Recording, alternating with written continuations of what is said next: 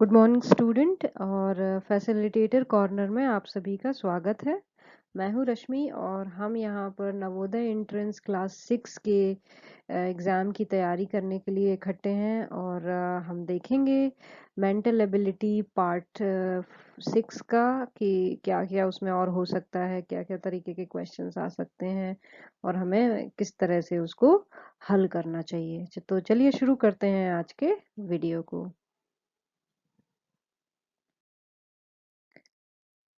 तो ये हमारा आज का टॉपिक है part 5, sorry not part 6 but part 5 के क्वेश्चंस हम डिस्कस करने वाले हैं। और हम ये जो क्वेश्चंस हैं वो मेंटल एबिलिटी के जो क्वेश्चंस हम डिस्कस कर रहे हैं वो हमने 2019 के जो नवोदय एंट्रेंस के पेपर है उससे उठाए हैं। तो चलिए शुरू करते हैं।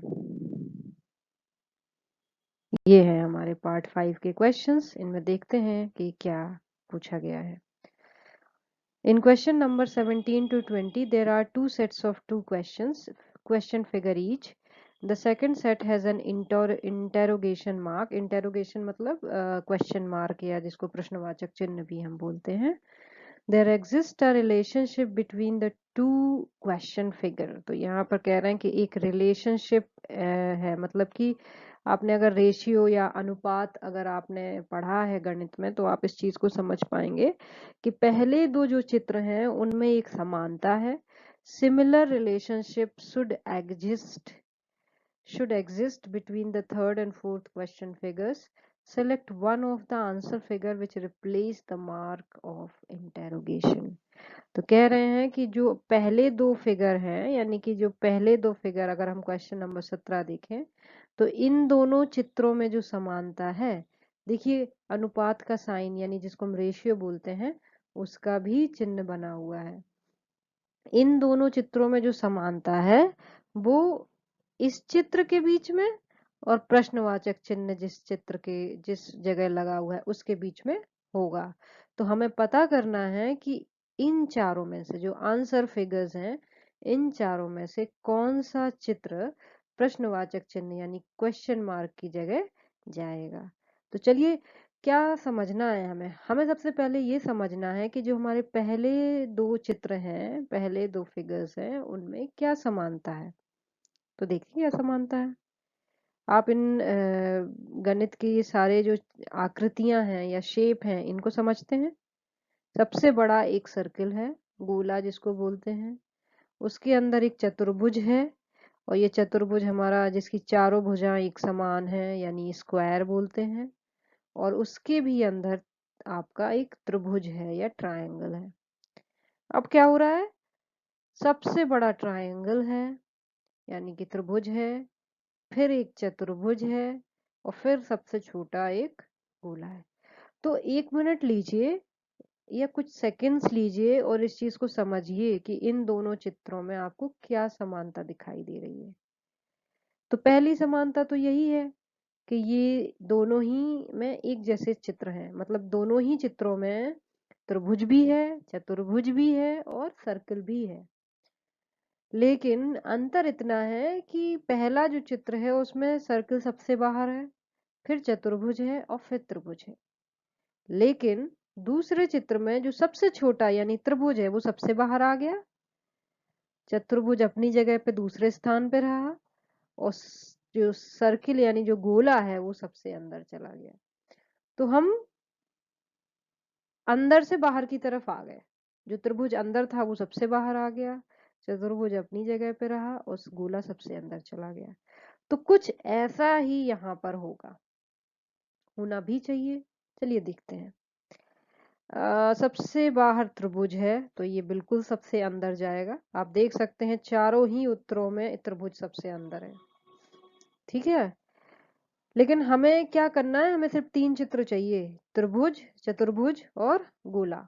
तो ये चीज हमें देखनी होगी, त्रिभुज, चतुर्भुज और गोला किन में से, किन आंसर में से, किस आंसर फिगर में है। तो अगर ए देखें तो त्रिभुज, चतुर्भुज और गोला ए में भी है, त्रिभुज। अब इसमें देखिए चतुर्भुज गायब है तो बी तो हमारा उत्तर नहीं ही हो सकता, ये तो बिल्कुल नहीं हो सकता, इसको कट कर दीजिए। और ये भी है त्रिभुज, चतुर्भुज, गोला। और इसमें देखिए त्रिभुज, गोला, चतुर्भुज। तो अभी 3 हमारे पास बचे हैं। चलिए अब देखते हैं। अब हमें क्या करना है, हमें अंदर से बाहर की तरफ जाना है, या हम कहें बाहर से अंदर की तरफ जाना है। तो सबसे बाहर क्या है, त्रिभुज। तो ये सबसे अंदर चला जाएगा। तो सबसे अंदर इन तीनों में ही है। चतुर्भुज दूसरे नंबर पे ही रहेगा जहां का तहां। तो त्रिभुज, फिर चतुर्भुज, और फिर गोला सबसे बाहर आएगा। तो हमारा जो सी उत्तर है वो बिल्कुल हमारे जो हमारा समांतर जो चित्र है उसको मैच खा रहा है। तो हमारा सी उत्तर सही हो जाएगा। क्वेश्चन नंबर 19 देखते हैं। क्वेश्चन फिगर, ये पहले 2 फिगर हमें सबसे पहले देखने हैं, इनके बीच की समानता हमें पता करनी है, तभी हम अपना जो मिसिंग फिगर है या जो हमारा प्रश्नवाचक चिन्ह जिस जगह लगा हुआ है उस चित्र को पता कर पाएंगे। तो देखिए एक गोला है, या इसको कहें रिंग, जिसको हम बोलते हैं, एक रिंग है और उसमें एक तीर बना हुआ लेटा हुआ। अब दूसरे में भी यही है, लेकिन अंतर किस चीज का है, अंतर है डायरेक्शन का। ये जो गोला है, ये जो पूरा चित्र है, ये एक तरीके से घूम रहा है, आप ध्यान से देखें तो। और ये घूम रहा है घड़ी की विपरीत दिशा में। तो ये यहाँ से यहाँ तक जाने में, आपने कोण पढ़ा है, ये 90 डिग्री का अंतर आ गया यहाँ से यहाँ तक जाने में। तो वही हमें अब इस चित्र के साथ भी करना है। यहाँ जाते ही इसमें 90 डिग्री का अंतर आ जाएगा। तो ये जो ऐसे बना हुआ है ये कहीं कुछ जाके ऐसे हो जाएगा, ऐसे हो जाएगा। और यहाँ पर सिर्फ एक ही चित्र है जो ऐसा है। तो हमारा डी जो है वो उत्तर होगा। चलिए आगे बढ़ते हैं, 2 प्रश्न और हैं, उनको भी समझ लेते हैं।